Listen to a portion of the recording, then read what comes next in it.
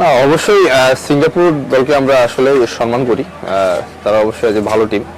তো ইনশাল্লাহ আমাদের ডিফেন্ডারদের ভিতরে ওই কিউরিওসিটিটা আছে যে আমরা আসলে যত ভালো এগেইনস্টের টিম হোক না কেন আমরা ট্রাই করব আমাদের সর্বোচ্চটা দিয়ে আমাদের টিমকে ভালো কিছু উপহার দেওয়ার জন্য। আর আপনি মিডফিল্ডের কথাটা বললেন, তো আলহামদুলিল্লাহ দেখেন আপনি হামজা ভাই আসতেছে, সোম ভাই আসছে, ফাহমিদুল আছে এবং আমাদের যারা আগের ছিল তারাও আছে। আলহামদুলিল্লাহ ওভারঅল আগের থেকে অনেক শক্তিশালী হবে মিডফিল্ডটা আমি আশা করি এবং ইনশাল্লাহ হবে শক্তিশালী। তো ওভারঅল সবকিছু ঠিকঠাক, আমরা সিঙ্গাপুরের সাথে ভালো কিছু করবো ইনশাআল্লাহ। আমাদের সাথে কেমন সময় কাটছে সবার আসলে টিমমেটদের? হ্যাঁ আলহামদুলিল্লাহ অনেক ভালো সময় কাটতেছে। সে অনেক ফ্র্যাঙ্কলি আমাদের মতোই। সে যে প্রবাসী প্লেয়ার আমি এটা বলবো না, সে বাংলাদেশি একজন প্লেয়ার, এটাই হচ্ছে বড় পরিচয়। আচ্ছা ভাই, এরকম পেলে আপনাদের ডিফেন্ডারদের জন্য কাজটা কতটা সহজ হয়ে যায় আসলে?